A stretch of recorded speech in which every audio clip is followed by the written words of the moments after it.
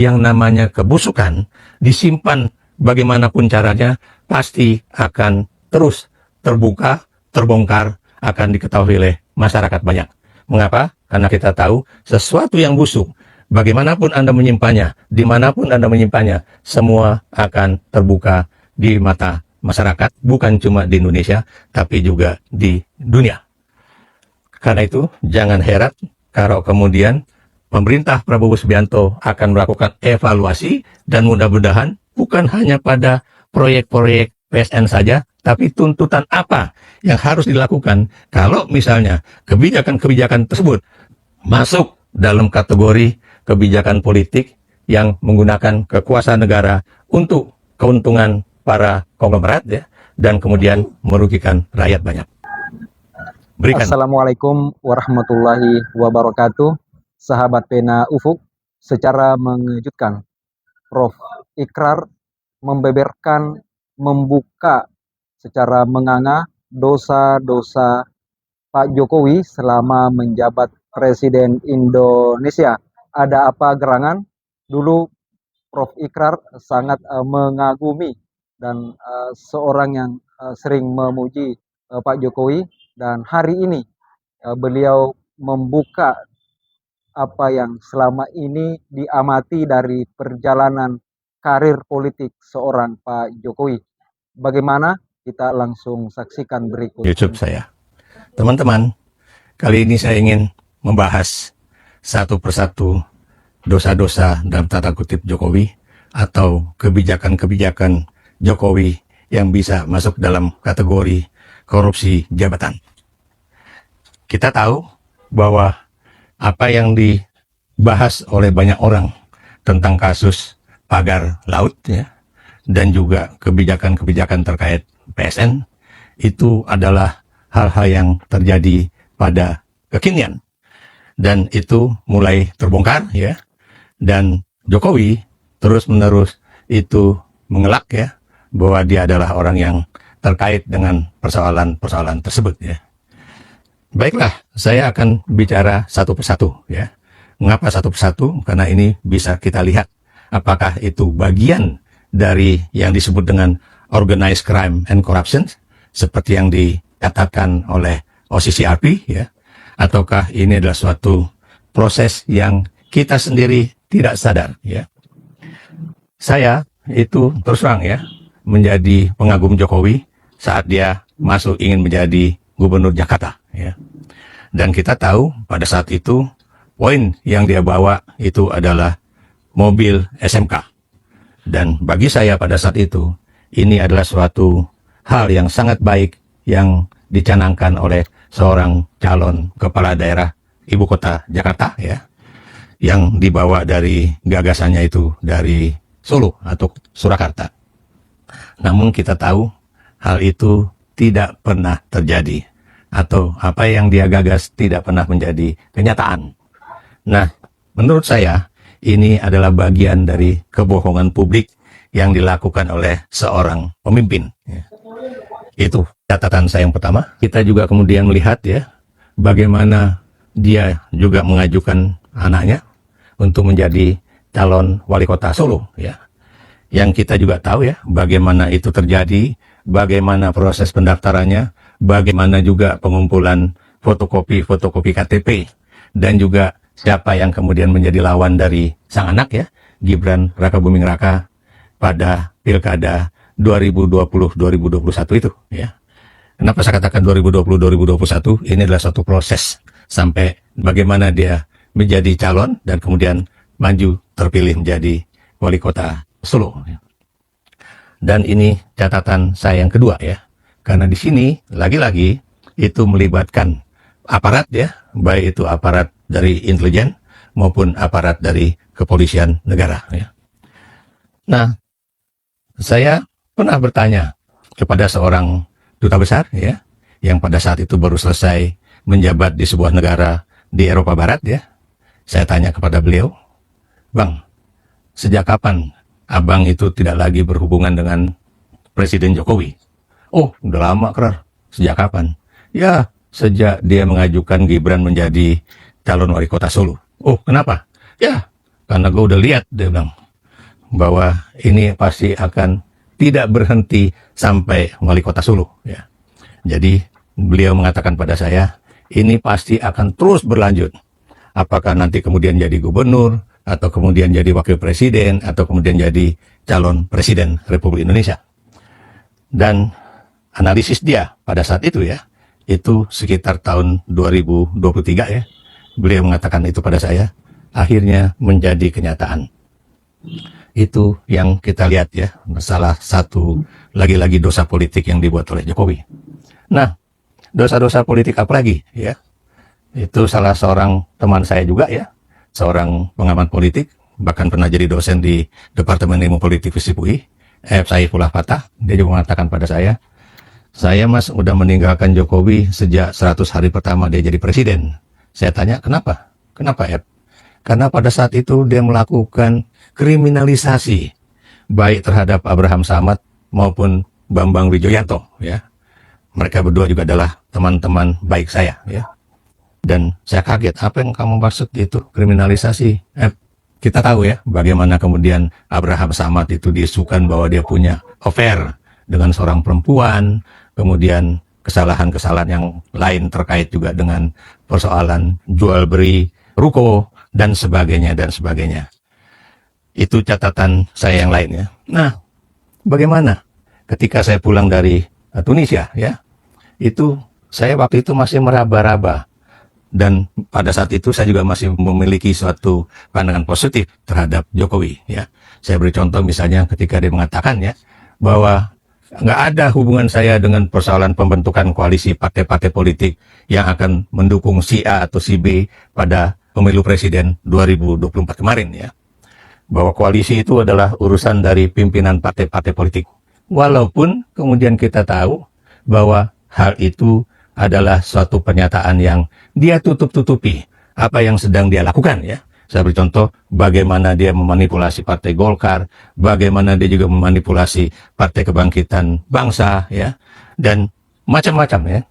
Sampai-sampai termasuk juga siapa yang akan menjadi calon presiden dari Partai Demokrasi Indonesia Perjuangan ya, yang dia katakan nanti dulu. Mereka yang menjadi pendukung Jokowi tahan nanti. Janganlah orang yang berambut putih, Bang, itu walaupun orangnya ada di sini belum tentu itu yang akan kita calonkan dan sebagainya dan sebagainya. Akhirnya kita tahu dia memang tidak mencalonkan Ganjar Pranowo sebagai calon presiden dari Partai Demokrasi Indonesia Perjuangan. Bukan dia tidak mencalonkan, karena memang pencalonan itu adalah hak prerogatif dari Ketua Umum PDIP Megawati Soekarno Putri. Tapi yang ingin saya katakan, dia tidak mendukung. Kita lihat lagi bagaimana proses Gibran menjadi calon wakil presiden ya, baik itu persoalan bagaimana dia mengubah aturan hukum yang ada di undang-undang pemilihan presiden ya, sampai kemudian juga permainan-permainan dia terkait dengan Mahkamah Konstitusi. Dia juga mengatakan nggak ada intervensi, nggak ada cawe-cawe, tapi kita tahu proses itu terus berlangsung. Siapa lagi-lagi yang membongkar? Antara lain adalah bocor halus politik majalah Tempo ya.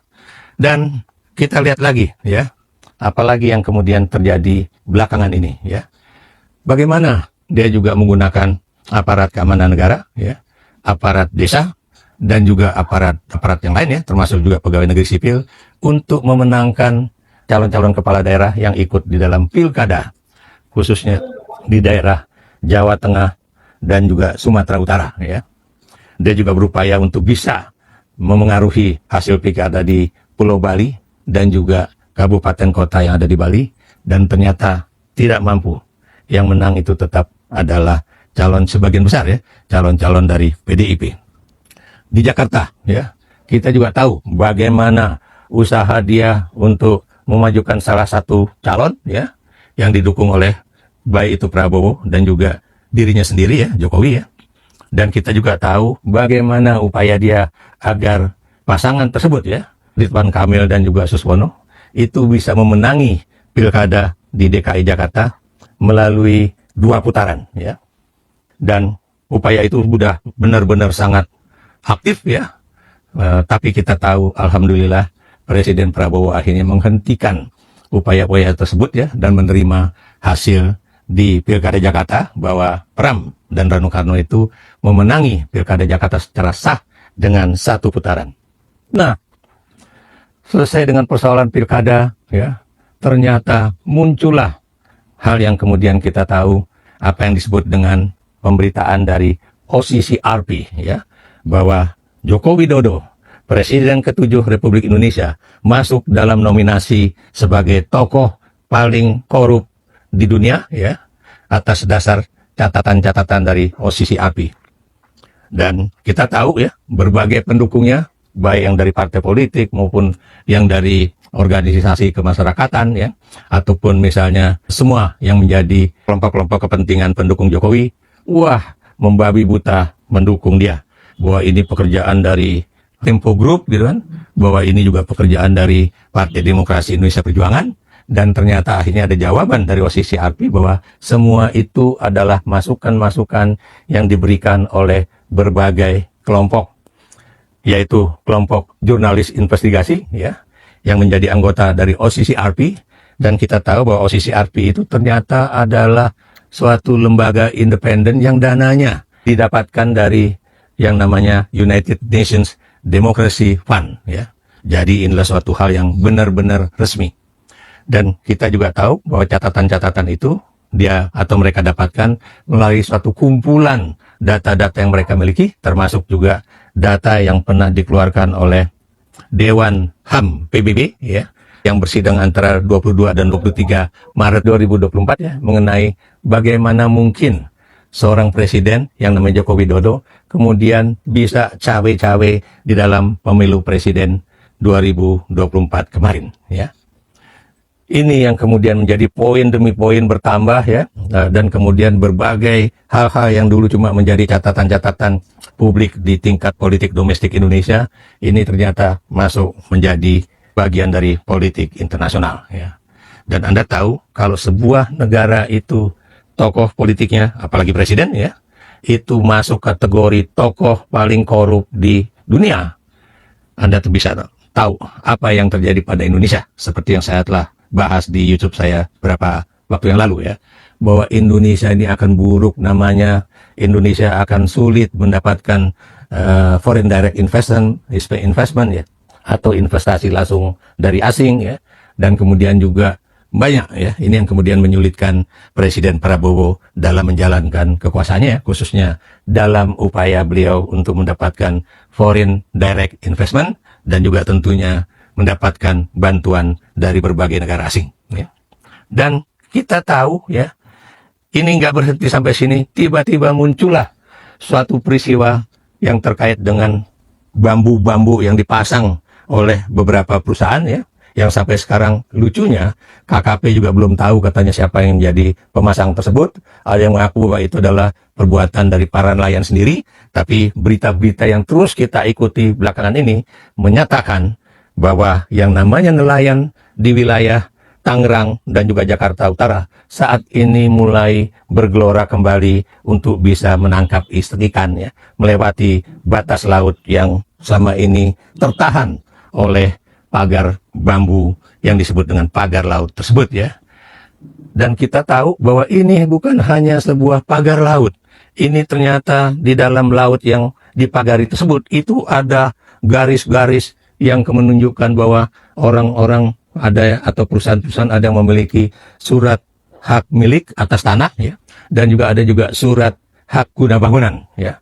Ini yang kemudian menjadi pertanyaan banyak orang, bagaimana mungkin, ya, misalnya, ya, yang namanya Badan Pertanahan Nasional, ya, yang semuanya itu berada di Kementerian ATR dan BPN, ya, itu kemudian bisa mengeluarkan hak guna bangunan atau sertifikat hak milik di atas laut, ya. Wah, jumpalitan itu informasi yang kemudian disampaikan kepada kita. Seakan-akan ini gara-gara terjadi abrasi laut dan kemudian tadi yang merupakan daratan sekarang menjadi laut, ya. Tapi ada satu hal yang kemudian menjadi catatan juga, bahwa mereka-mereka yang memiliki perusahaan tersebut, ya, kenapa mereka berani membuat yang disebut dengan pagar laut dan juga mengkapling-kapling laut menjadi SHM ataupun HGB, itu antara lain terjadi sejak Joko Widodo membuat pembangunan, baik itu di PIK 2 atau di wilayah lain, menjadi proyek strategis nasional. Ya.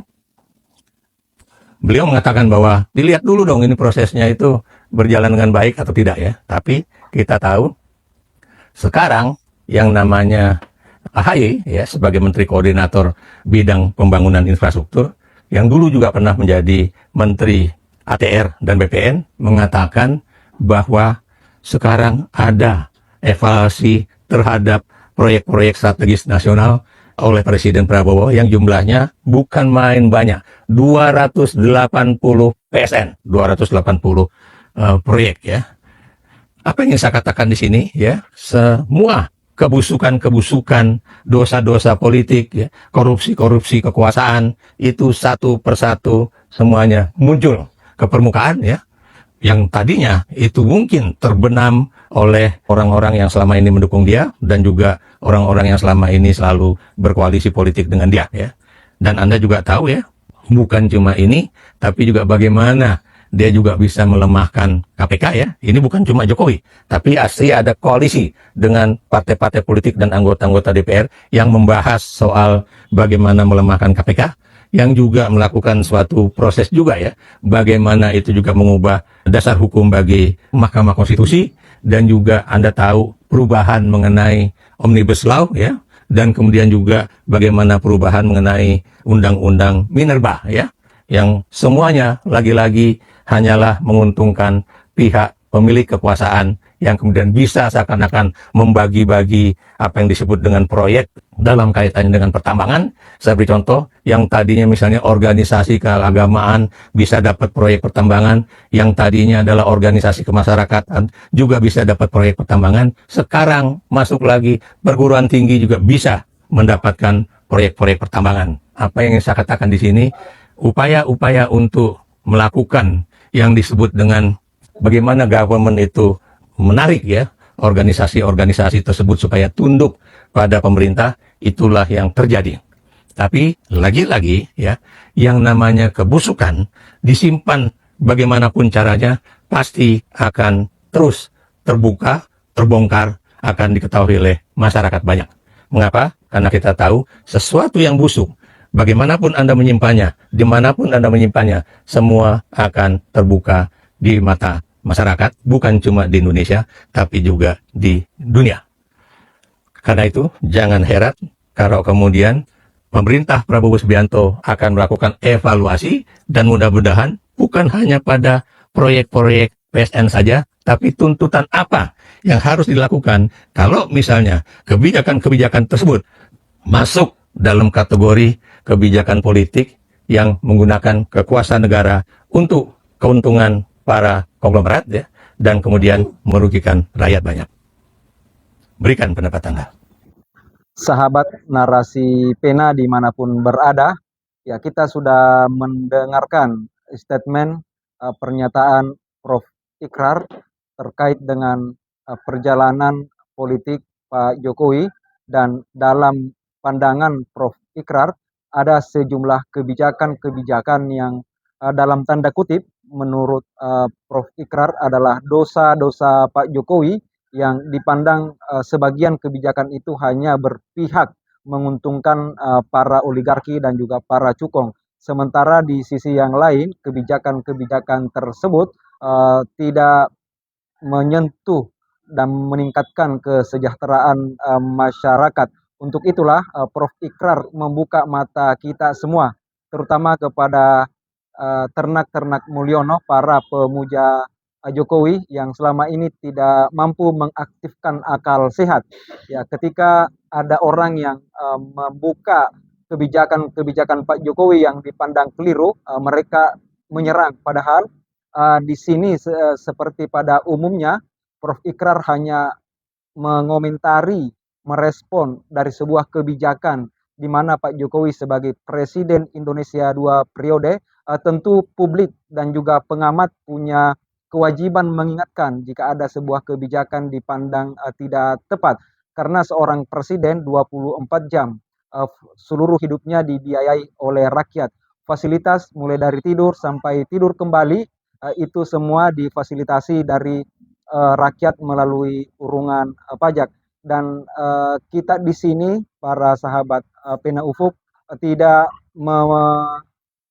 memberikan penilaian, kritikan kepada sosok dan pribadi Pak Jokowi sekali lagi, melainkan dengan kebijakan-kebijakan beliau yang dimana presiden melekat 24 jam selama 2 periode atau 10 tahun. Dan tentu kita mendengarkan penilaian Prof. Ikrar ini, ya sebagian orang mungkin itu sangat subjektif, dan tapi ini membuka ruang cakrawala kita sebuah diskusi. Jadi para ternak Mulyono tidak usah geram, tidak usah ngamuk, apalagi mencaci maki. Mari kita berdiskusi mengedepankan intelektual, berdiskusi mengedepankan fakta dan juga data-data yang ada. Pada akhirnya yang pro dan kontra terhadap perjalanan pemerintahan Pak Jokowi selama 10 tahun, kita sama-sama mencintai Indonesia. Kita dipertemukan dengan tujuan bahwa Indonesia eh, kita berharap bisa maju, bangkit, dan juga masyarakatnya sejahtera. Tentu pandangan kita sama dalam hal ini, dan kita berbeda perspektif di dalam memandang sebuah perjalanan, apalagi sosok presiden seperti Pak Jokowi memang tidak terlepas dari pro kontra yang menyertai perjalanan beliau. Prof. Ikrar hanya mengajarkan kepada kita bahwa beginilah seharusnya kita publik, masyarakat harus memberikan kritikan, masukan tentunya konstruktif kepada pemerintah. Dalam hal ini, dalam konteks ini adalah Pak Jokowi, jika pandangan atau kebijakannya itu merugikan masyarakat. Dan sekali lagi, ini juga pembelajaran edukasi politik yang diberikan Prof. Ikrar kepada kita semua agar kita cermat membaca situasi politik, bukan lantas kita berbeda pandangan dan kita dibolehkan saling mencaci maki. Kita boleh mengkritik, kita boleh tidak suka, tapi tidak boleh saling menjatuhkan. Pada akhirnya sekali lagi, Indonesia adalah tujuan kita bersama, maju, bangkit, bersatu, sejahtera. Sekian, terima kasih.